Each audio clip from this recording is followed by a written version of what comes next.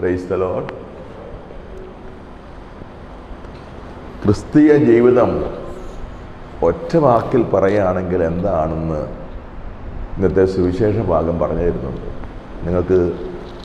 നിങ്ങളോട് ഞാൻ നേരത്തെ പറഞ്ഞിട്ടുണ്ട്, ഇവിടെ വെള്ളിയാഴ്ച കുർബാനയ്ക്ക് വായിക്കുന്ന 2 വായനകളും ഈ ആഴ്ച മുഴുവനും പ്രാർത്ഥിച്ച് കർത്താവ് സന്ദേശം തരുന്നതനുസരിച്ചുള്ള ഭാഗമാണ് നമ്മളിവിടെ വായിക്കുന്നത്. സാധാരണ കലണ്ടറിലെ വായനയല്ലത്.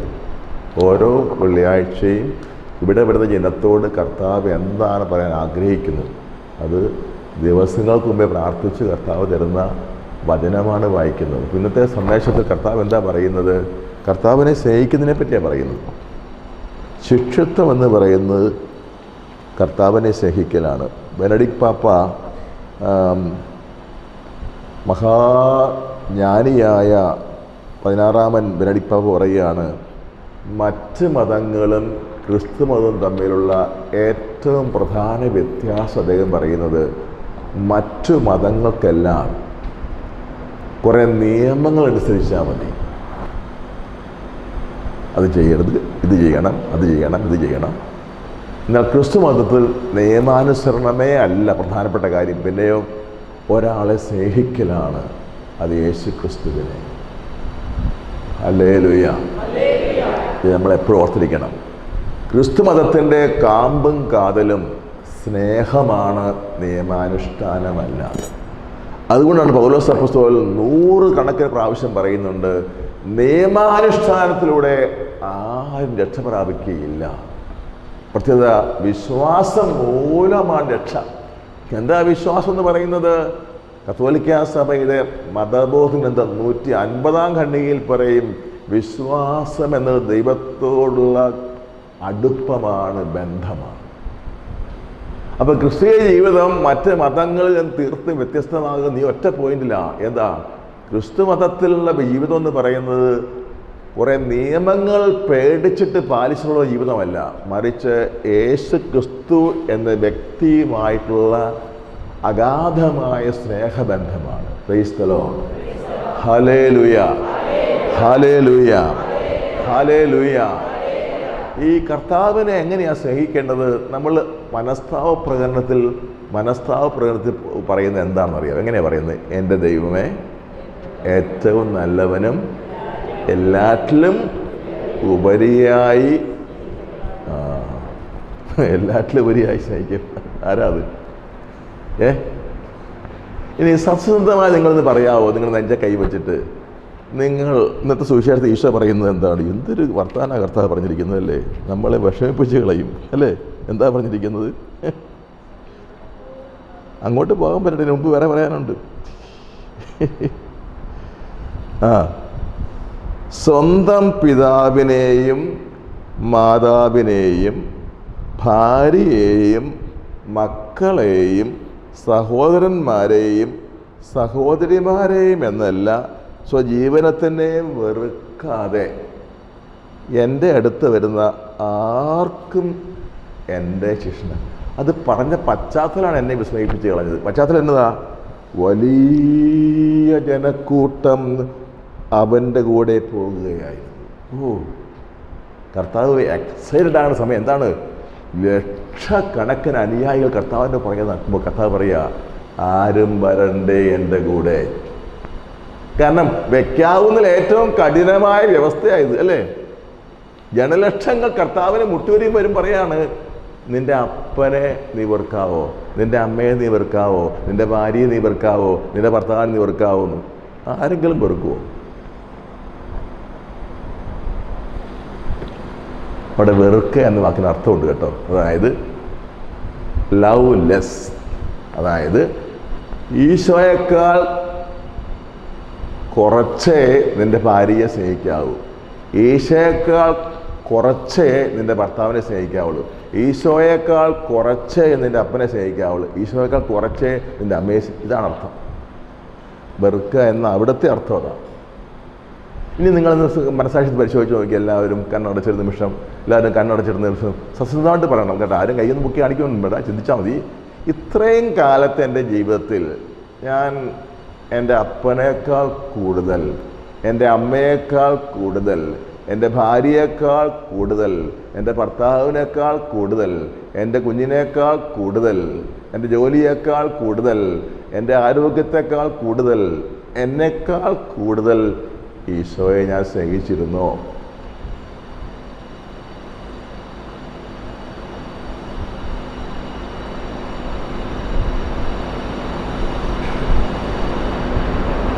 Price the Lord.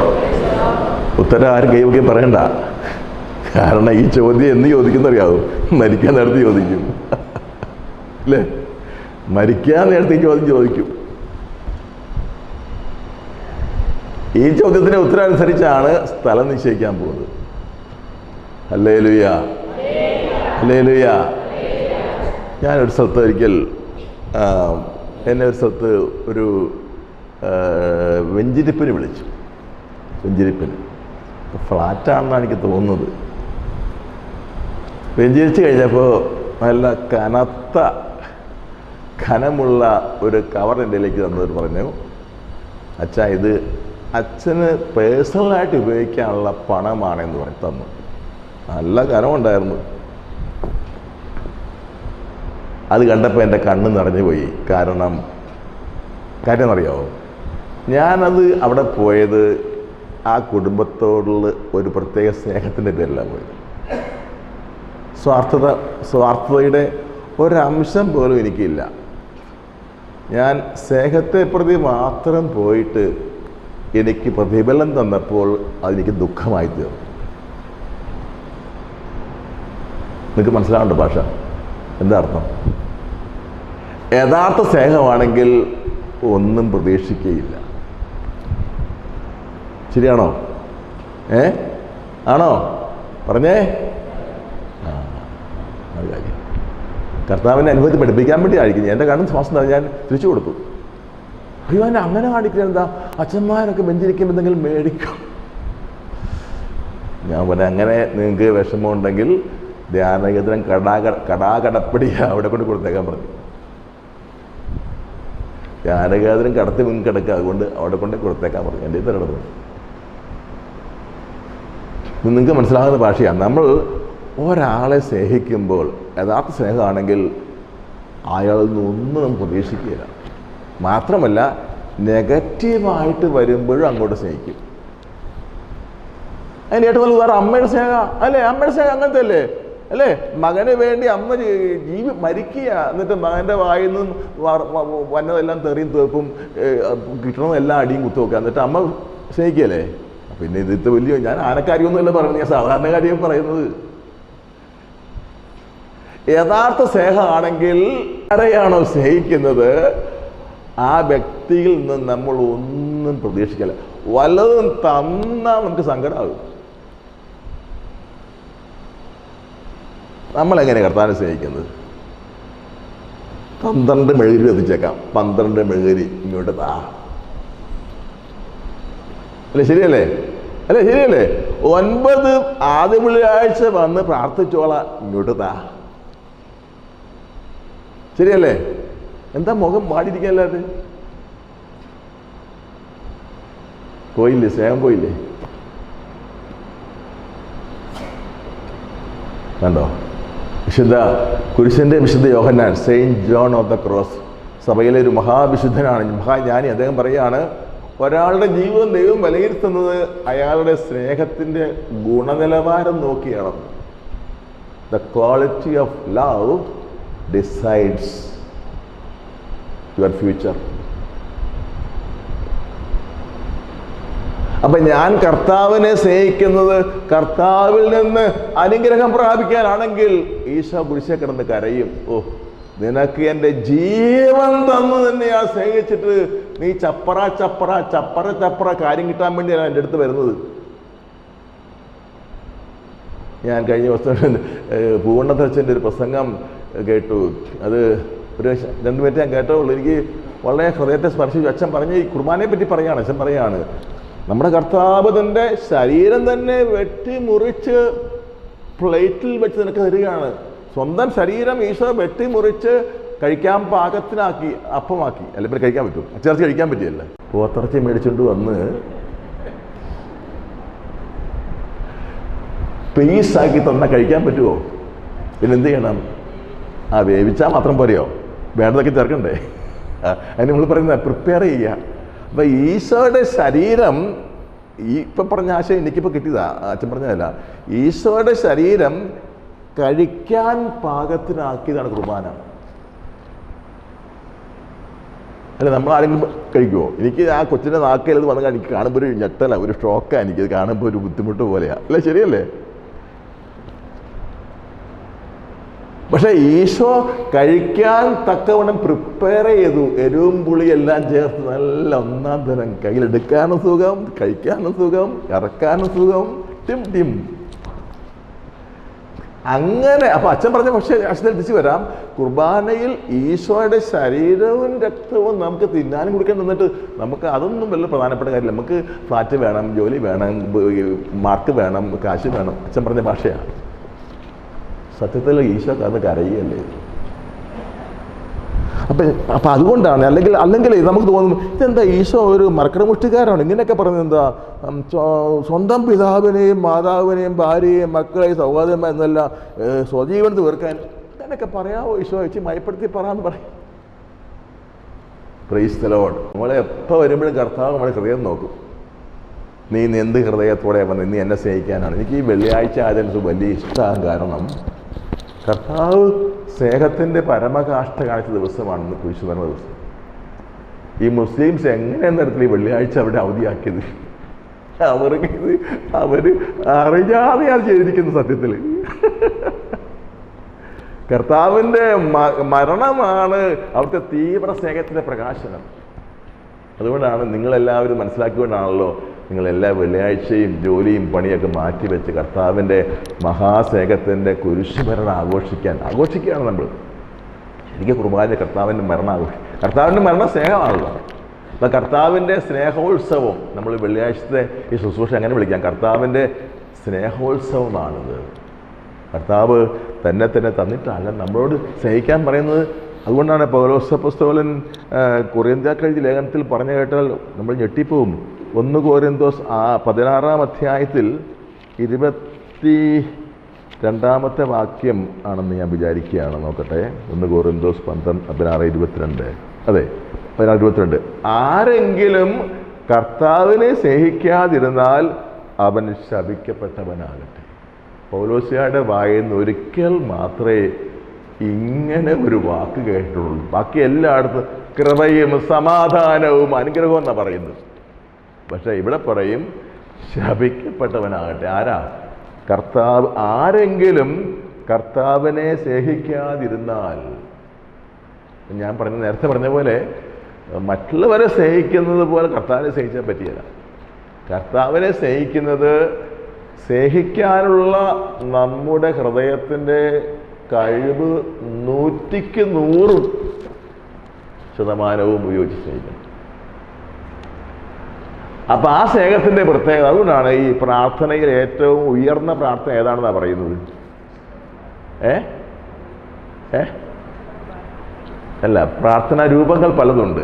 മധ്യസ്ഥ പ്രാർത്ഥനയുണ്ട്, യാചനാ പ്രാർത്ഥനയുണ്ട്, സ്തുതി ആരാധനയുണ്ട്. ഇതിലേതാ ഏറ്റവും ഉയർന്നത്? എന്തുകൊണ്ടാ? അവിടെ ഒന്നും ചോദിക്കുന്നില്ല ദൈവത്തോട്. വല്ലതും ചോദിക്കുന്നുണ്ടോ?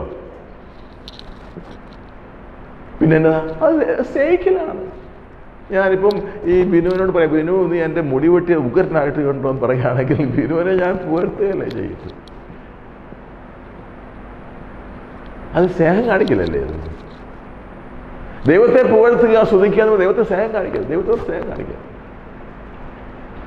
അതുകൊണ്ടാണ് പഴയ നിയമത്തിലെ ഇസ്രായേൽ ജനതയുടെ പ്രാർത്ഥന പുസ്തകമാണ് സങ്കീർത്തന പുസ്തകം. അത് മുഴുക്ക സ്തുതി ആരാധനയല്ലേ. എസ്തേം കുർബാന തുടങ്ങുന്നത് തന്നെ എനിക്ക് ഭയങ്കര ഇഷ്ടമുള്ള പാട്ടാണ്. അത് അങ്ങയെ ഞങ്ങൾ സ്തുതിക്കുന്നു.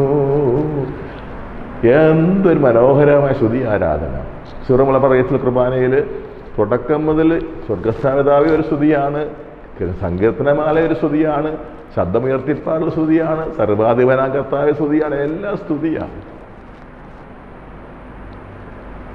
അപ്പോൾ വാസ്തവത്തിൽ കുർബാനയ്ക്ക് നമ്മൾ വരുമ്പോൾ എന്താ നമ്മൾ ചെയ്തത്?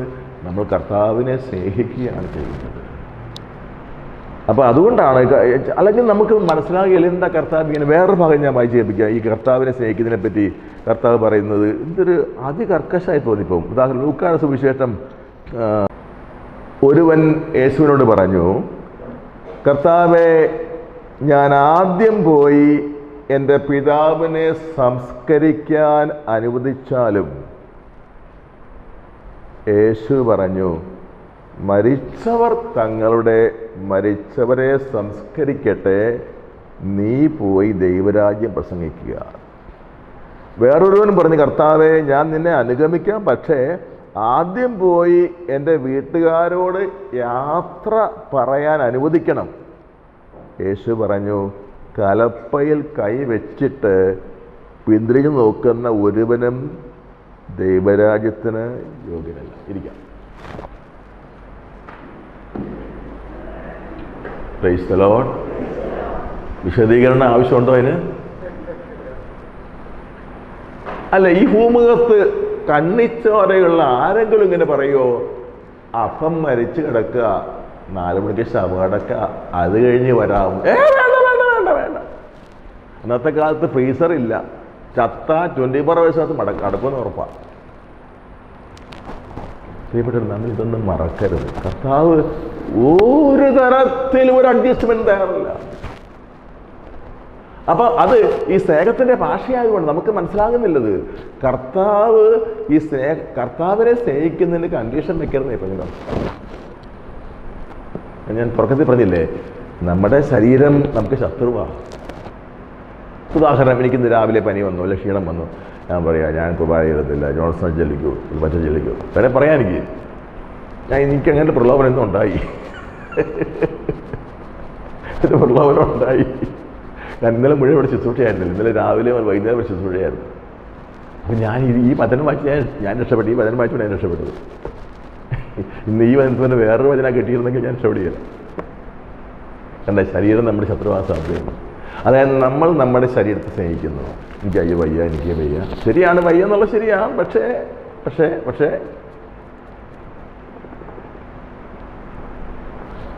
എന്തൊരു വാക്കല്ലേ. അത് പോട്ടെ, എന്നേക്കുമായിട്ട് യേശുവിൻ്റെ കൂടെ ചേരാൻ പോവുക. വീട്ടിൽ അമ്മായിയുടെ വീട്ടിലൊന്ന് പോയി ഒരു വാക്ക് പറയാൻ. ഈ സെമിനാരി പോണ പിള്ളേർ കണ്ടിട്ടല്ലേ അല്ലേ? സെമിനാരി പോണപ്പോൾ എവിടെയൊക്കെ പോകും? അമ്മായിയുടെ വീട്ടിൽ പോകും. അമ്മായി, ഞാൻ സെമിനാരി പോവാട്ടോ, നല്ല കാര്യം മോനെ, പോയി വാ പറയല്ലേ. അത് പറയാൻ സമ്മതിക്കണല്ലോ ഈശോ. അമ്മായിയോട് പറയണ്ടേ? ഇത്രയേ ഉള്ളൂ കർത്താവ്. പ്രിയപ്പെട്ടവരെ, നമ്മൾ ഇതുവരെയും ഒരു കാര്യം തിരിച്ചറിയാൻ എനിക്ക് പറ്റി. ഞാൻ കർത്താവിനെ ഇതുവരെയും സ്നേഹിക്കേണ്ടതുപോലെ സ്നേഹിച്ചിട്ടില്ല. കർത്താവിനെ ഞാൻ സ്നേഹിക്കേണ്ടതുപോലെ ഇതുവരെയും സ്നേഹിച്ചിട്ടില്ല എന്നും നിങ്ങൾ ആർക്കെല്ലാം തിരിച്ചറിയാൻ പറ്റുമോ ഇവരൊക്കെ രക്ഷ പ്രാപിക്കും. അത് എളുപ്പമല്ലത്. നമ്മൾ എപ്പോഴും പറയാൻ മതിയോ,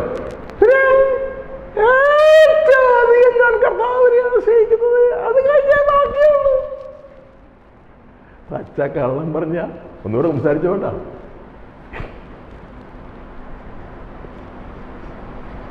അതാ ഞാൻ ചോദിച്ചത്. യഥാർത്ഥ സ്നേഹമാണെങ്കിൽ തിരിച്ചൊന്നും പ്രതീക്ഷിക്കുകയില്ല.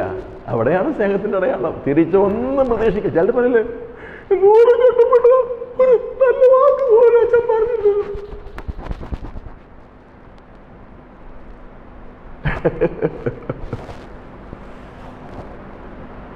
ഒരാളൊരിക്കലും വിശേഷിപ്പിച്ചിങ്ങനെ, ചിത്തവൃത്തിയാണെങ്കിൽ അത് ശുശ്രൂഷ ചെയ്താൽ സ്വർഗത്തിൽ നല്ല പ്രതിഫലം കിട്ടും. മനസ്സിലായ? ഒരു പ്രേക്ഷകന് പറഞ്ഞാൽ ചിത്തവൃത്തിയാണെങ്കിൽ ശുശ്രൂഷ ചെയ്താൽ സ്വർഗത്തിൽ 100%. കാരണം അച്ഛന് ഒരാളോട് നന്ദി പറയാറില്ല.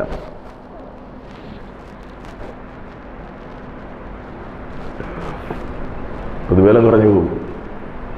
നിങ്ങൾ ചെയ്ത സേവനത്തിന് ഞാൻ നന്ദി പറഞ്ഞാൽ നിങ്ങളുടെ അക്കൗണ്ടിൽ പൈസ പറയും. ദൈവസന്നിധിയിലെ കണക്ക് പറഞ്ഞു പോകും. പൈസ പറയാ. മറ്റുള്ളവർ നിങ്ങളെ, അല്ലെങ്കിൽ പറഞ്ഞിട്ടില്ലേ, മറ്റുള്ളവർ നിങ്ങളെ പ്രോത്സാഹിപ്പിച്ച് പറഞ്ഞാൽ സ്വർഗത്തിൽ നിങ്ങളുടെ പ്രതിഫലം കുറഞ്ഞു പോകും. ശരിയല്ലേ? Price the Lord. അതുകൊണ്ട് പ്രിയപ്പെട്ടവർ, നമുക്കിങ്ങനെ ചിന്തിക്കാം. കർത്താവോട് പറയാം, കർത്താവേ, നിന്നെ ശരിക്കും സ്നേഹിക്കാൻ എനിക്കത് മാത്രം മതി, വേറെ ഒന്നും വേണ്ട. എനിക്ക് ഭൂമിയിലെ ജീവിതത്തിൽ എനിക്ക് സങ്കീർത്തനം 73:25 നമ്മൾ പാടാൻ ശ്രമിക്കും. സങ്കീർത്തനം 73:25 ഇവിടെ ആന്തേശ്വരക്കാരാണെങ്കിൽ എന്നും പാടുന്ന ആ പാട്ട് നേരം വെളുക്കോളം പാടിയാലോ എന്ന് ഞാൻ ചിന്തിച്ചു പോയിട്ടുണ്ട്. 2 വരിയേ ഉള്ളൂ. അതിങ്ങനെയാണ് 73:25. ഇതാരാ പറഞ്ഞറിയാവോ? ഈ ദാവീദിന് എത്ര ഭാര്യ ഉണ്ടായിരുന്നു അറിയാവോ? ദാവീദിന് എത്ര ഭാര്യ ഉണ്ടായിരുന്നു? ദാവീദിന് കാര്യത്തില്ല ഇത്. ദാവീദിന്റെ കാലത്ത് ബഹുഭാര്യാത്വമുള്ള കാലമായിരുന്നു. ദാവീദിന്റെ 2 രാജ്യങ്ങൾ ഒരുമിച്ച് ഭരിക്കണം ദാവീദിന്. എന്ത് ചെയ്യും? ആരെ വിശ്വസിക്കും? അതുകൊണ്ട് 2 രാജ്യങ്ങളിലെയും ഏറ്റവും കഴിവുറ്റ സ്ത്രീകളെ അദ്ദേഹം ഭാര്യമാരാക്കി. ഭാര്യ അല്ലെങ്കിൽ ഇട്ട് വട്ടുതൊട്ടു ആൾക്കാർ ബലകൽപ്പിക്കുകയില്ല. ഇപ്പൊ രാജ്ഞിയാണ്. ഇത്രയും ഭാര്യമാരൊക്കെ ഉണ്ട്. 2 രാജ്യങ്ങളും അതിൻ്റെ എല്ലാ കൊട്ടാരങ്ങളും സ്വത്തുക്കളും സമ്പത്തും എല്ലാം ഉണ്ടായിട്ട് ദാവീദ് പറയുന്നത് കേട്ടോ. 73:25 ഇങ്ങനെ പറയുന്നത്, സ്വർഗത്തിൽ അങ്ങല്ലാതെ ആരാണ് എനിക്കുള്ളത്? ദൈവത്തോട് പറയും. ദാവീദ് 2 രാജ്യങ്ങളെ ഭരിക്കുന്ന അധികാരിയാണ്. എണ്ണമില്ലാ സ്വത്തുക്കളും അധികാരവും ലക്ഷോപലക്ഷം ആരാധകരുള്ള പറയുന്ന വാക്ക് കേട്ടോ. ദൈവമേ, സ്വർഗത്തിൽ അങ്ങല്ലാതെ ആരാണ് എനിക്കുള്ളത്? അതുകൊണ്ട് ഭൂമിയിലും അങ്ങേ അല്ലാതെ ഞാൻ ആരെയും ആഗ്രഹിക്കുന്നില്ല. അത് നിങ്ങൾക്ക് പറ്റുമെങ്കിൽ ഇതിൻ്റെ പ്രിൻ്റ് എടുത്ത് ബുദ്ധിച്ച് വെക്കണം. സ്വർഗത്തിൽ സത്യം ഇതാണ്. ഈ ഭൂമിയിലെ ജീവിതം എന്ന് പറയുന്നത് നമ്മുടെ ആയുസിൻ്റെ ഒരു നിമിഷമാണ്. അതായത് ഭൂമധ്യരേഖയുടെ ഒരറ്റം മുതൽ മറ്റേ അറ്റം വരെ ഒരു ചരട് പിടിച്ചാൽ നമ്മുടെ ആയുസ് മൊത്തം കണക്കാക്കാൻ പറ്റും എന്ന് വിചാരിക്കുക. നമ്മുടെ ആയുസ് മൊത്തം കണക്കാക്കാനായിട്ട് ഭൂമധ്യരേഖയുടെ ഒരറ്റം മറ്റേ അറ്റം ചരട് പിടിക്കാൻ വിചാരിക്കുക. എന്നിട്ട് ഒരു മുട്ടുസൂചി കുത്തുന്ന സ്ഥലം പോലും ഇല്ല ഈ ഭൂമിയിലെ 100 കൊല്ലത്തെ ജീവിതം.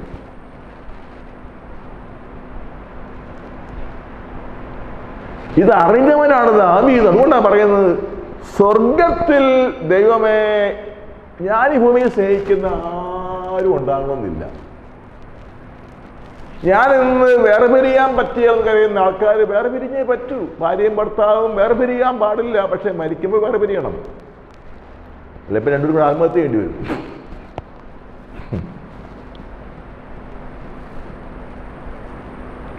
അപ്പോൾ ദാവീദ് തിരിച്ചറിയുന്നത് എന്താണ്? ഒരാളെ മാത്രമേ സ്നേഹിക്കേണ്ടതുള്ളൂ. ദൈവമേ, സ്വർഗത്തിൽ അങ്ങല്ലാതെ ആരാണ് എനിക്കുള്ളത്? ഭൂമിയിലും. ആ ഭൂമിയിലും എന്ന് എഴുതിയിരിക്കുന്നതുകൊണ്ട് അങ്ങനെയാണെങ്കിൽ എന്നർത്ഥം. അങ്ങനെയാണെങ്കിൽ ഭൂമിയിലും അങ്ങേ അല്ലാതെ ഞാൻ ആരെയും ആഗ്രഹിക്കുന്നില്ല. Price the Lord. ദാവീദിന്റെ മക്കളോ ഭാര്യമാരോ രാജകീയ അധികാരമോ സ്ഥാനമാനങ്ങളോ ഒന്നും പ്രധാനപ്പെട്ടതേ അല്ല. കാരണം ഇതെല്ലാം ഒരു കാലഘട്ടത്തേക്ക് മാത്രം നീണ്ടു നിൽക്കുന്ന ബന്ധങ്ങളാണ്. സ്ഥായിയായി സ്ഥിരമായി ദൈവം മാത്രം. അതുകൊണ്ട് ദാവീദ് പറയാണ്, ദൈവമേ, സ്വർഗത്തിൽ അങ്ങല്ലാതെ ആരാണ് എനിക്കുള്ളത്? ഭൂമിയിലും അങ്ങേ അല്ലാതെ ഞാൻ ആരെയും ആഗ്രഹിക്കുന്നില്ല. ഇവിടെ ഈ ചൊവ്വാഴ്ച ദിവസമാണ് ആന്തരിക സൗഖ്യ ധ്യാനക്കാരുടെ പരിശുദ്ധാത്മ അഭിഷേക പ്രാർത്ഥന. ചൊവ്വാഴ്ച ദിവസം വൈകുന്നേരം ആ പ്രാർത്ഥന ഒരു പാട്ട് പാടുന്നത് ഇങ്ങനെയാണ്: എന്നിൽ നിന്ന് ദൈവമേ എന്നെ സ്വതന്ത്രനാക്കണം. എന്താ പറഞ്ഞേ? അതായത് മനുഷ്യൻ്റെ ഏറ്റവും വലിയ അടിമത്തം അവനവനോടുള്ള സ്നേഹമാണ്. എൻ്റെ കാര്യം, എൻ്റെ ഭാവി, എൻ്റെ ജോലി, എൻ്റെ പിള്ളേര്, എൻ്റെ അത്, എൻ്റെ ഇത്, എൻ്റെ അത്, എൻ്റെ ഇത്, എൻ്റെ ഇത്, എൻ്റെ ഇത്, എൻ്റെ ഇത്, എൻ്റെ ഇത്, എൻ്റെ. അപ്പോൾ പരിശുദ്ധാത്മാവ് വന്ന് ഒരു വ്യക്തിയെ സ്വതന്ത്രനാക്കുമ്പോൾ ആ വ്യക്തി വട്ടപൂജയായി പോകും. അതാണ് പൗലോസ് പറയുന്നുണ്ട്. എന്താണ്?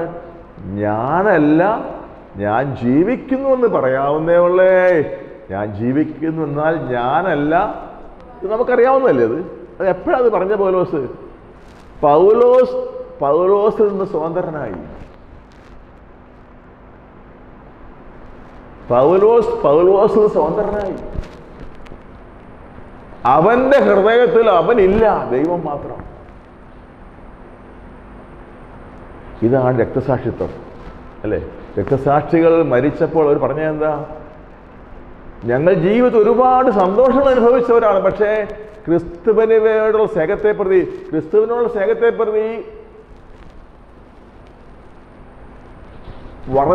വറചട്ടിയിൽ കിടന്ന് ക്രിസ്തുവിനുള്ള സ്നേഹത്തെ പ്രതി വെന്ത് മരിക്കുമ്പോൾ ആനന്ദം, സിംഹങ്ങളുടെ വായിൽ ചവച്ചരയ്ക്കപ്പെടുമ്പോൾ ഉള്ള ആനന്ദം, ഞങ്ങൾ ഇന്നേ വരെ ജീവിതത്തിൽ അനുഭവിച്ച സകല ആനന്ദങ്ങളെക്കാളും മികച്ചതാണ്. അത് സ്നേഹത്തിന്റെ ഭാഷയാണ് പറയുന്നത്. Price the Lord, hallelujah. നമ്മുടെ പാദ്രേപ്പയ പുണ്യവാന്റെ സ്ഥലത്ത് ഞാൻ ഒരിക്കൽ പോയി. പാദ്രേപ്പയ പുണ്യവാൻ. അപ്പോൾ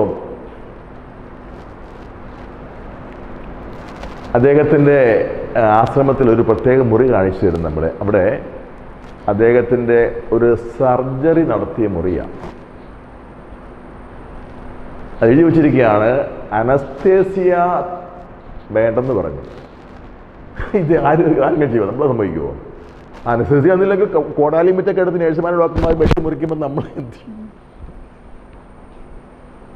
ഒരു മേജർ ഓപ്പറേഷനാണ്. അനസ്തേസിയ വാങ്ങാതെ ഈ പുണ്യവാളൻ ഈ ഡോക്ടറെ കൊണ്ട് കീറി മുറിപ്പിച്ചു. അതെങ്ങനെ സാധിക്കുക വെച്ച് കഴിഞ്ഞാൽ, ക്രിസ്തുവിനോടുള്ള സ്നേഹം അദ്ദേഹത്തിന്റെ ഹൃദയത്തിൽ അത്രമാത്രം ജ്വലിച്ചിരുന്നത് കൊണ്ട് ഈ കീറിമുറിക്കലിന്റെ വേദന ആനന്ദമായി മാറി. നമ്മൾ പറയല്ലേ, അയ്യോ ഒരു സഹനവും വരല്ലേ, ഇവിടെ വേദന, ഇവിടെ ഒന്ന് മാറാൻ വേണ്ടി പാതി വെച്ചു.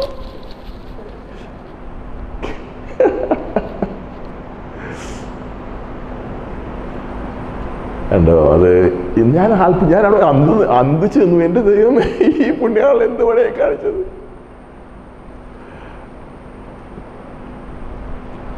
അപ്പം അതുകൊണ്ട് പ്രിയപ്പെട്ടവരെ, നമുക്ക് എന്താ കൂടുതൽ നമ്മുടെ അളവ് കൂട്ടേണ്ടത് എന്നതാ? എന്തളവാണ് കൂട്ടേണ്ടത്? നമുക്ക് ക്രിസ്തുവിനോടുള്ള സ്നേഹത്തിന് അളവ് കൂടണം. ക്രിസ്തുവിനോടുള്ള സ്നേഹത്തിന് അളവ് കൂടിയാൽ നമ്മൾ ഇന്ന് പ്രശ്നങ്ങളായി കരുതുന്നത് ഒന്നും പ്രശ്നമായിരിക്കുകയില്ല.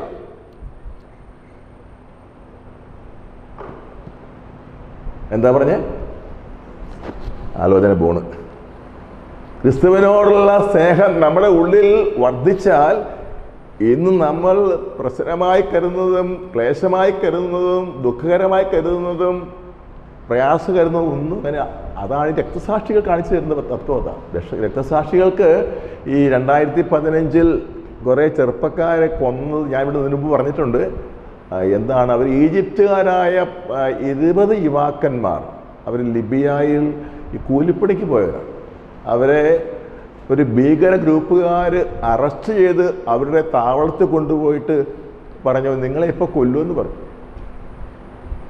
അതിന് കൊല്ലുന്നതിന് കാരണമായി പറഞ്ഞിരിക്കുന്നത്, നിങ്ങൾ ആരാണെന്ന് ചോദിച്ചു. അവരോട് ചോദിച്ചതിൻ്റെ ഉദ്ദേശം ഏത് രാജ്യക്കാരാണെന്ന് പറയാനായിരുന്നു. പക്ഷെ അവരങ്ങനെ പറയുന്നതിന് പകരം ഞങ്ങൾ ക്രിസ്ത്യാനികളാണെന്നാണ് പറഞ്ഞത്. ക്രിസ്ത്യാനികൾ എന്ന് കേട്ടാൽ കോപം കൊണ്ട് ജ്വലിക്കുന്ന ഒരു പ്രത്യേക മതഭ്രാന്തന്മാരാണ് ഈ ഭീകര ഗ്രൂപ്പ് എന്ന് ഇവർക്കറിയാം, പിള്ളേർക്കറിയാം. എന്നിട്ടും അവർ പറയുകയാണ് ഞങ്ങൾ ക്രിസ്ത്യാനികളാണ്. അപ്പോൾ ഇവർ ഉടനെ തന്നെ ഇവിടെ കൊരവള്ളിക്ക് 20 പേരെ മുട്ടുകുത്ത് നിർത്തി ഇവിടെ കൊരവള്ളിക്ക് ഒരു കൊലക്കത്തി അങ്ങ് വെച്ചു. എന്നിട്ട് ഇവരുടെ ഓരോരുത്തരെയും പിറകിൽ മുഖംമൂടി ധരിച്ച ഓരോ ഭീകര നേതാവ് നിന്നു. ഞാൻ ഇതിൻ്റെ വീഡിയോ കണ്ടതാണ്. എന്നിട്ട് പറയാണ്, നിങ്ങൾ യേശുക്രിസ്തുവിനെ ഉപേക്ഷിക്കുന്നു എന്ന് പറഞ്ഞാൽ ഈ കത്തി മാറ്റാം. അപ്പോൾ അവർ ചിരിച്ചുകൊണ്ട് പറയുകയാണ്, ഞങ്ങൾ ക്രിസ്ത്യാനികളാണ്, അതായത് ഞങ്ങൾ ക്രിസ്തുവിനെ സ്നേഹിക്കുന്നു. ഞങ്ങൾ ക്രിസ്ത്യാനികളാണ്, അതായത് ഞങ്ങൾ ക്രിസ്തുവിനെ സ്നേഹിക്കുന്നു. ഞങ്ങൾ ക്രിസ്തുവിനെ തള്ളി പറഞ്ഞിട്ട് ജീവിക്കേണ്ടെന്ന് തോന്നി. ക്രിസ്തുവിനെ തള്ളി പറഞ്ഞിട്ട് ഞങ്ങൾക്ക് ജീവിക്കേണ്ട, ക്രിസ്തുവിനെ ഏറ്റു പറഞ്ഞ് മരിക്കാനാണ് ഞങ്ങൾക്ക് ഇഷ്ടം. ഉടനെ തന്നെ അവർ ഓർഡർ കൊടുത്തു, കമാൻഡർ ഓർഡർ കൊടുത്തു, 20 പേരുടെയും കഴുത്ത് മുറിഞ്ഞ് തലയറ്റ് വീട് നമുക്ക് കാണാം വീഡിയോയിൽ. ചോര ഇങ്ങനെ മുകളിലേക്ക് ചീറ്റുന്നു. കോപ്റ്റിക് സഭയിൽപ്പെട്ടവരാണ് അവർ. ഈ അടുത്ത കാലത്ത് തിരുവനന്തപുരത്ത് മലങ്കര കത്തോലിക്ക സഭയുടെ ഒരു വിശേഷം നടന്നപ്പോൾ ആ കോപ്റ്റിക് സഭയുടെ പ്രധാന തലവൻ തിരുവനന്തപുരത്ത് വന്നിട്ടുണ്ടായിരുന്നു. അദ്ദേഹം പ്രസംഗിച്ച് പ്രത്യേകം പറഞ്ഞു, ഞങ്ങളുടെ സഭയുടെ മുഴുവനും ജീവനാണ് ഈ 21 യുവാക്കൾ, രക്തസാക്ഷിയായ യുവാക്കൾ. അപ്പോൾ അതൊക്കെ വെച്ച് നോക്കുമ്പോൾ നമ്മൾ ഈശോയെ സ്നേഹിക്കുന്നു പറയാൻ പറ്റും അല്ലേ? അതുകൊണ്ട് പ്രിയപ്പെട്ടവർ നമുക്ക് പ്രാർത്ഥിക്കാൻ, എന്താ കർത്താവേ, മരിക്കുന്നതിന് മുമ്പ് നീ എന്നാ നാളെ മരിച്ചാൽ എന്ത് ചെയ്യും? എൻ്റെ ഹൃദയം അങ്ങ് പൊളന്നു നോക്കുമ്പോൾ എൻ്റെ ഹൃദയത്തിൽ അങ്ങയോടുള്ള സ്നേഹം കൊണ്ട് നിറഞ്ഞിരിക്കണം. വേറെ ഒരു സ്നേഹവും വേറെ ഒന്നും എൻ്റെ കരുത്തിലുണ്ടാകരുത്. Hallelujah, praise the Lord. യേശുവേ നന്ദി, യേശുവേ സ്തുതി, യേശുവേ ആരാധന. Hallelujah, hallelujah. അപ്പം കർത്താവിനെ സ്നേഹിക്കുന്നതിനുള്ള ഏറ്റവും പ്രധാന തടസ്സം നമുക്ക് നമ്മളോടുള്ള സ്നേഹമാണ്.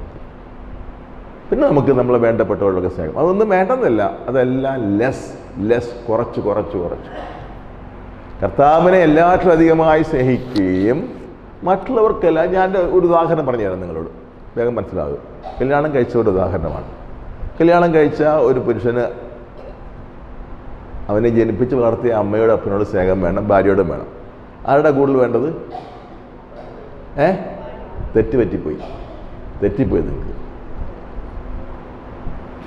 ആ ചോദ്യം തിരുത്തണം.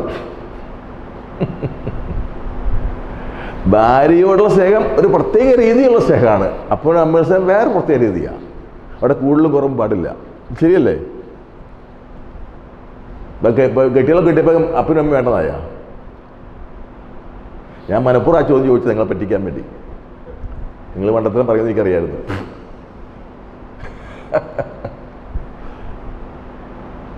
സ്നേഹത്തിൻ്റെ തീവ്രത കുറയാൻ പാടില്ല. അപ്പനെ അമ്മയും തീവ്രമായി തന്നെ സ്നേഹിക്കണം, ഭാര്യയെയും തീവ്രമായി തന്നെ സ്നേഹിക്കണം. അതിനേക്കാളധികം യേശുവിനെ സ്നേഹിക്കും. Price the Lord. ഹല്ലേലൂയ. എഴുന്നേറ്റ് നിൽക്കാം. നമുക്ക് ആ സങ്കീർത്തനം ഒന്ന് പാടി നോക്കാം. സ്വർഗത്തിൽ ദൈവമേ അങ്ങല്ലാതെ ആരാണ് എനിക്കുള്ളത്? ഭൂമിയിലും ഞാൻ ആരെയും, അത് സത്യസന്ധമായി പറഞ്ഞു കേട്ടോ, വെറുതെ ദാവീദ് പറഞ്ഞത് നമ്മളെ ഏറ്റു പറഞ്ഞുകൊണ്ടായില്ല. ദാവീദ് പറഞ്ഞപ്പോൾ ദാവീദിൻ്റെ ചങ്കനകത്ത് അങ്ങനെ തന്നെയായിരുന്നു. നമുക്കും അങ്ങനെ പ്രാർത്ഥിക്കാം, കണ്ണടച്ച് പിടിച്ചുകൊണ്ട്.